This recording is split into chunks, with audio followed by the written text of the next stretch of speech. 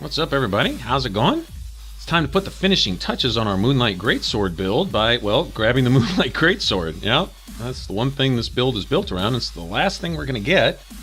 So once we have this, we'll be pretty much set. And, well, that'll honestly be pretty much it for this playthrough. The whole point was to show the build, and let's go grab our sword. Let's go do this.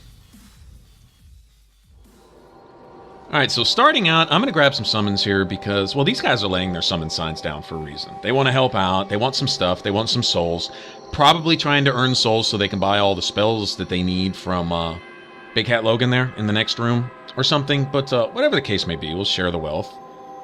So we'll let these guys in on it and see if they can't be some help.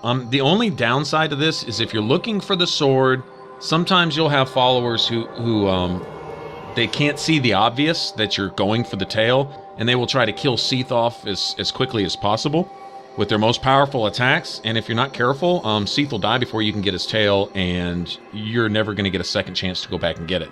At least not in New Game. You're going to have to wait to New Game Plus. So if you're building your character around that particular sword, you don't want to get cheated out of that because you've already put in the legwork to get to this point in the first place. And so the thing to do there is if your followers are just... let's see, maybe stupid is too hard of a term. If they're not showing a lot of sense and not following what the host is doing, namely you, then hit the power button and quit out of that session entirely before you get credit for killing Seath, because, like I say, you'll never get to go back and get your sword. What'll happen is when you reload, you'll be at the fog gate, entering Seath's little area there, and you know, you can either solo it from there, or, you know, you can run all the way back and get a follower and come back again. But whatever the case, you know, honestly, sometimes you're actually better off trying to solo it. But it's nice to have somebody there to grab Seath's attention, especially if you have a player that knows what you're trying to do. Grab his attention on one side while you hack away at his tail from behind. It only takes, if you have a fully upgraded Pyromancy Glove, it only takes like 2 combustions to knock his tail off, and they cast really quickly, so it's not too bad. Like I say, it's even doable solo, actually. In fact, I would venture to guess that a lot of players do that solo. And oh wow, did you see him knock him up over the top there? Wow, bad luck, man. Bad luck. Sorry, bro. That kind of sucks. Yeah, but anyway, but we'll see how it goes. Like I say, you know, worst comes to worst, I can always hit the power button, quit out. Then, you know, Dark Souls will yell at you next time you quit, you know. Properly use the quit button, and I'll be like, yeah, whatever. Well, you know, they were fixing to jank me out of my my sword, so I'm not going to let that happen. I've had to do it before. You know, players are just not seeing what I'm trying to do, and they're trying to get through the boss battle as quickly as possible. I guess I can understand that. And if you're just going to kill Seath and that's it, well, sure, you know, you want to 1 or 2 hit him and just be done with it. But another thing, if you're host, you can also stop to just send a quick message to your follower and let him know, hey, I'm going for the tail. And that usually does, unless you have a troll, unless you've summoned a troll that, you know, his whole point in life is to make things hard on you because, well, there is no because. And can't do anything about that. But if you see that, then best bet is to go for the tail. And if you see Seath dying anyway, then just, you know, unplug and start over later. All right, so we see all those clams up there. I'm not going to go mess with them first because you have this one dude hiding around the corner over here to the left, and I always get him first because if I don't, he inevitably comes and backstabs me with his spiky lips or his or the little thing where they punch you with their 2 front legs. That's always a good one. Does a lot of damage. In fact, all their attacks do a lot of damage. These guys are to be feared. I mean, seriously, these clams, definitely to be feared. All right, what'd you do? Go aggro all of them and draw them back? I may have a troll. That's a shame because, bet you the other guy wouldn't have done that. Go aggro them all and then run like a bitch, dragging them back to me to get... Okay, well, I guess I can't blame him for my bad gameplay and dying right there. Could have pulled out a fireball on those clams. All right, so anyway, I decided to go ahead and do this solo, just for the sake of the video. I think it may require a few less trips to just do it by myself than taking a chance. And just FYI, I only saw those same 2 summon signs there. And I guess I could have grabbed that first guy first, but like I say, I think best bet here is just to go ahead and uh-oh. Well, I mean, I get my blood puddle back, huh? Yeah, that little spear move that they got with their 2 front legs, that probably would have one-shotted me. Where my health's at right now. Alright, so let's see. If I can get away from this guy. Start drawing these guys out one at a time.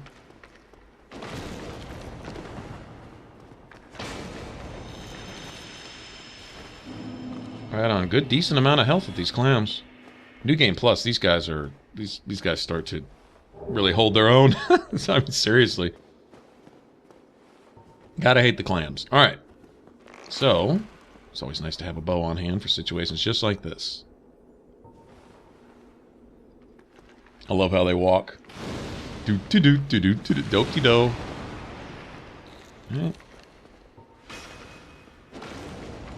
1 fireball, 1 sword stab. Alright. Got it. It's easy enough.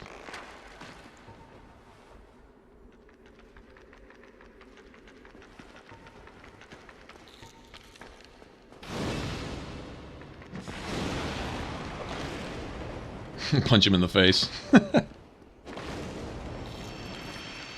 what'd you do today, Ninja? Oh, I was punching clams. Figured I'd make a hobby out of it. Alright. We got 2 more over there. We got this. Okay, now the key to Seath is there's this crystal in the back. If you talk to Logan ahead of time, Big Hat Logan, he will actually tell you as much. Is that there's this immortality crystal. I think it's called the primordial crystal, to be specific. But you break it, and what it does is it stuns Seath for well, probably about a good 5 seconds, and it also makes him vulnerable in the fight after that. Up until that point, you can sit there and hack away at him, and I'm sure everyone's experienced this, walking in to fight him, and you know, you hack away at him for a while, and he's at full health, and you're like, what the hell? Is this dude invincible? Well, yeah, actually he is, until you break that crystal there glowing in the back. Okay, so what I want to do is, first I want to grab his attention, and draw him away from the crystal, and then I want to sprint as fast as I can back to the crystal, and then draw him towards it, and get him as close as possible before he does some big AoE breath attack, and stun him, stun lock him in place, and hope I can get to his back tail before he regains his senses. All right, let's see how it works. I'm gonna just do this by myself. All right, so he's essentially at the door. So what I'll do is turn him back towards the door here. All right. Basically turn him around. If I can get past that, if he does the little tail stomp right there, you might be in trouble. Okay, and this is the tail I'm worried about, but I can't do anything about it yet. I can't hurt it. And he's doing the tail stomp. Well, I'm glad he didn't kill me with that. Alright, so now he's on the other side of the arena, right? So I can come back here, get to the crystal, and he'll slowly start making his way, and he won't attack until he's in, I guess you could say, in range. Most of the time, anyway. Alright?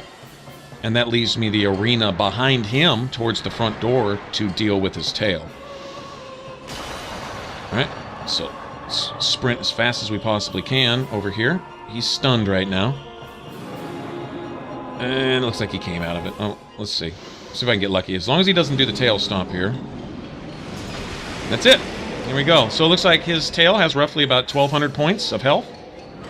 The quicker you can attack him, obviously, the more chance you have on breaking it.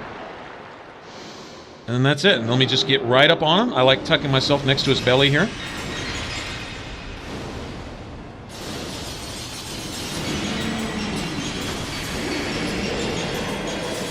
And that's it. He should be toast. Alright, at that point, right there at the crease of his belly and his leg, I've noticed he has a hard time hitting you with the tail stomp, and sometimes his crystals won't even touch you. Well, at least you won't get the full effect of it where they take half your health and throw you up in the air and land you and curse you while you're laying there. You know, that type of thing. So, alright, there's his tail. There's evidence of our vanquishing him for his Moonlight Greatsword. We got it. Alright, and there's a bonfire after all the main bosses. Bed of Chaos and Nito and Seath here. It will appear when you're done kicking their ass. And then there we go. And there's our Moonlight Greatsword. And this is like a really beautiful sword. I am 1 scale short of what I need to fully upgrade this. The last upgrade is going to take 4, and I have 3. Okay, so what I'm going to need to do is go to the Painted World. All right? And first what I'm going to do is I'm going to head back into the library real quick. This is just a little FYI for anyone trying to get the magic weapon achievement, where you need to get your magic weapon to, I believe, plus 10. Okay, and what you need is the large magic ember. Notice the really cool attacks from the Moonlight Greatsword. One-handed strong is a kind of a spear of magic. The two-handed strong is a wave of magic, but it does significant damage to your weapon. Notice just those 2 attacks. I think it's 80 for the strong two-handed and 40 damage for the strong one-handed, and the sword doesn't have a whole lot of health, so it's good to keep a crap ton of repair powders on hand if you plan on using the sword to its full capabilities. Spamming that magic attack a lot, you're going to want to have repair powder. And you can buy that from the undead merchant up in the Undead Burg. The male up there, the one that is sitting there petting his katana. One of the first merchants you meet. He has unlimited repair powder for sale. Alright, so let me go in here, and I'm going to talk to Logan. Now, this is what you would do if you want the achievement for all the sorceries. You would want to talk to him like this, like I am, and exhaust all of his dialogue. Alright, and then you want to buy out his entire inventory. Then you want to warp or fast travel out of here. And fast travel back, and if he's gone from here, then you'll want to head towards where we're about to go after I'm done talking to him here. But here's all his inventory. I'm not going to bother to buy it. But this is what would happen. You'd buy all this out, okay? Exhaust all of his dialogue until he's mumbling. Let's see if we can get him to mumble. The secret of Seath's immortality. If you have fought him and were imprisoned, you must know that Seath is a true undead, different from ourselves. His wounds close promptly, and no mortal blow affects him, granting true insulation from death. His wounds close promptly, and no mortal blow He repeated himself. That's weird. True insulation from Never seen that glitch before. It is an effect of the primordial crystal, a sacred treasure pillaged by Seath when he turned upon the ancient dragons. So only by destroying the primordial crystal can you so much as scratch his hide. And it so happens, the primordial crystal is in the inner garden of these very archives, the Crystal Forest. Oh, that information came a little late, right? The tomes stored in these archives are truly magnificent. A great pool of knowledge, the fruits of superior wisdom and an unquenchable desire for the truth. Some would say Seath had an unsound fixation, but his work is a beautiful, invaluable resource. All progress demands sacrifice, and I certainly bear no antipathy for that wonderful, scaleless beast. There he goes. All right, he's mumbling. Okay, so you get him to mumble, and if you bought all of his stock, fast travel out of here, all right, and warp back, whatever, homeward bound back, and he should be gone from that room, all right? And then you head up here, and I wound up getting lost a little bit, but essentially you just climb these stairs in this front room and get to the top stairs, and you come to this lever. Get to the top stairs, go through that little hallway, all right? Turn to the right over here. And you see that lever, and what it does is it drops the elevator, and this is the elevator you initially took when you first got here to get imprisoned. You remember a couple videos ago?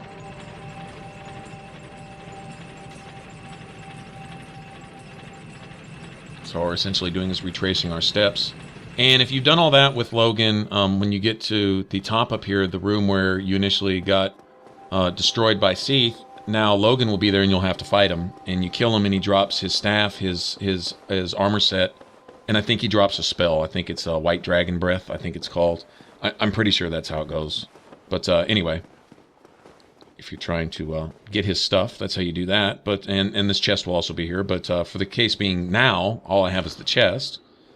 It's not a mimic. And there we go, large magic ember. So I can get my bow to plus 10 now that I have the blue titanite slab, especially. All right, and then up here,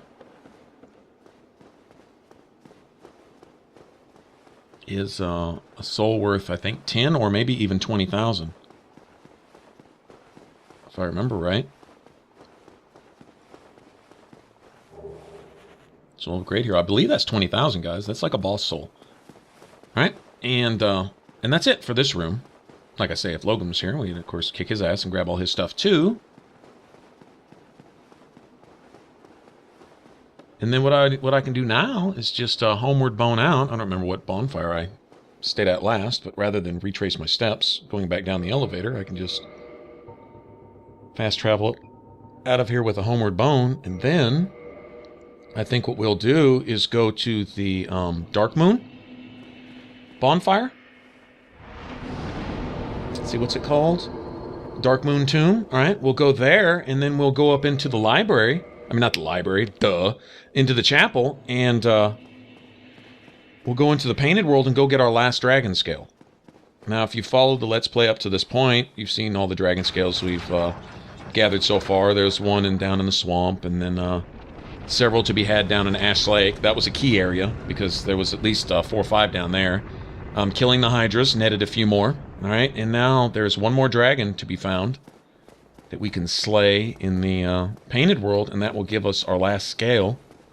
And one good thing about getting the Moonlight Greatsword to +5, maxing it out, is that it becomes a little faster. It actually swings faster. I saw a video on that. A guy showed a comparison between it at +4 and +5, and it was just a little bit. It was actually a little bit faster. I thought that was pretty cool. But you know, it does more damage. I mean, who wouldn't max it out anyway? Just for that reason alone.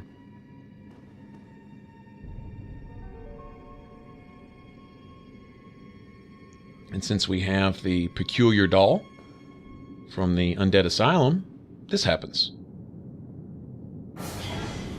Uh-oh. This is similar to how you enter the Artorias of the Abyss DLC also. From that little blob in the back of the cave. Alright, here we go. And you're not going to leave here till you get through it. That's one thing about this, is once you've entered the Painted World, you can't warp from these bonfires. I don't believe you can warp back to them either once you leave. I think you need to physically go through the painting. But this is the best farming spot in the game for souls. If you want souls, you can just keep running through this place. Whether you're helping somebody else or not, you can just keep respawning the basic enemies here. And tens of thousands of souls each trip.